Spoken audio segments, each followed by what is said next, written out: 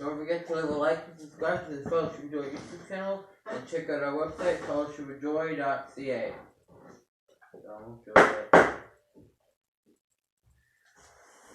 One of these days, the hammer's just gonna break. It won't break. I made it. It's gonna be good.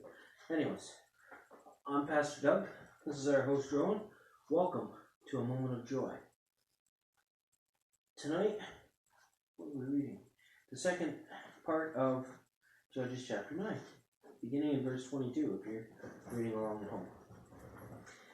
After Abimelech had governed Israel 3 years, God stirred up animosity between Abimelech and the citizens of Shechem, so that they acted treacherously against Abimelech. God did this in order that the crime against Jerubaal's 70 sons, the shedding of their blood, might be avenged on their brother Abimelech and the citizens of Shechem, who had helped him murder his brothers. In opposition to him, 3 citizens of Shechem set men on the hilltops to ambush and rob everyone who passed by, and this was reported to Abimelech. Now Gaal, son of Ebed, moved with his clan to Shechem, and its citizens put their confidence in him. After they had gone out into the fields and gathered the grapes and trodden them, they had a festival in the temple of their God. While they were eating and drinking, they cursed Abimelech. Then Gaal, son of Ebed, said, "Who is Abimelech? And why should we Shechemites be subject to him? Isn't he Jerubaal's son? Isn't Zebul his deputy? Serve the family of Hamor, Shechem's father. Why should we serve Abimelech? If only this people were under my command, then I would get rid of him. I would say to Abimelech, call out your whole army." When Zebul, the governor of the city, heard what Gaal, son of Ebed, said, he was very angry. Under cover, he sent messengers to Abimelech, saying, Gaal, son of Ebed, and his clan have come to Shechem, and are stirring up the city against you. Now then, during the night, you and your men should come and lie in wait in the fields. In the morning, at sunrise, advance against the city. When Gaal and his men come out against you, seize the opportunity to attack them. So Abimelech and all his troops set out by night and took up concealed positions near Shechem in 4 companies. Now Gaal, son of Ebed, had gone out and was standing at the entrance of the city gate as Abimelech and his troops came out from their hiding place. When Gaal saw them, he said to Zebul, "Look, people are coming down from the tops of the mountains." Zebul replied, "You mistake the shadows of the mountains for men." But Gaal spoke up again. "Look, people are coming down from the central hill. A company is coming from the direction of the diviner's tree." Then Zebul said to him, "Where's your big talk now, you who said, 'Who is Abimelech, that we should be subject to him?' Aren't these the men you ridiculed? Go out and fight them." So Gaal led out the citizens of Shechem and fought Abimelech. Abimelech chased him all the way to the entrance of the gate, and many were killed in the field. Then Abimelech stayed in Arumah, and Zebul drove Gaal and his clan out of Shechem. The next day the people of Shechem went out to the fields, and this was reported to Abimelech. So he took his men, divided into 3 companies, and set ambush in the field. Then he saw the people coming out of the city. He rose to attack them. Abimelech and the company with him rushed forward to a position at the entrance of the city gate.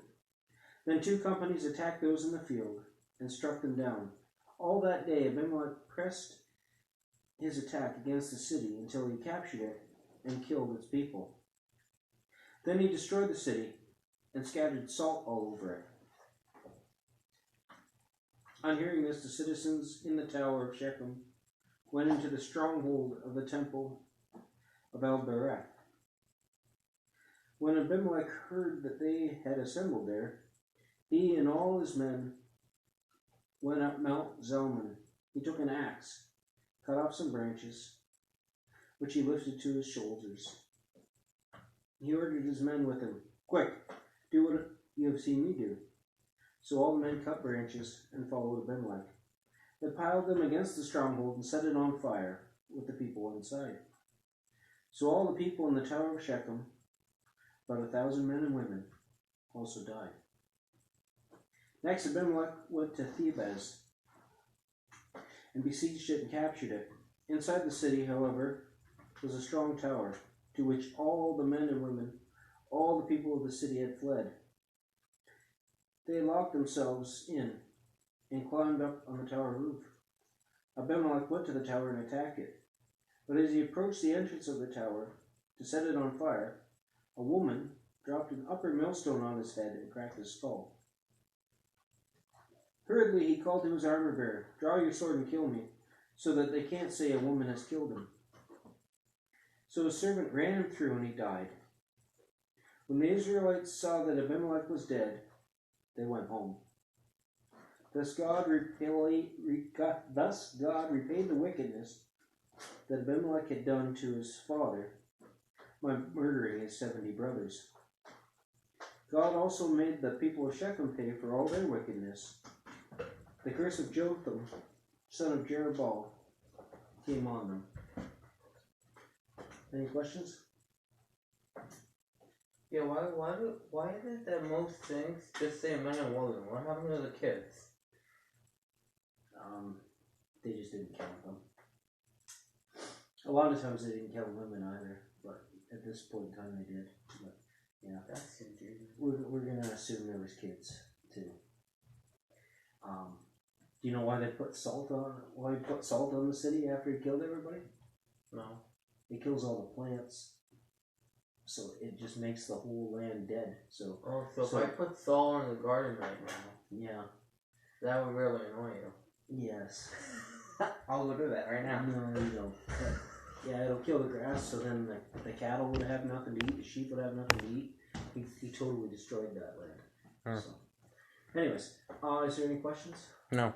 Alright, is there any prayer requests? No. Okay, let's pray. Dear Lord Jesus, we thank you for all that you give us.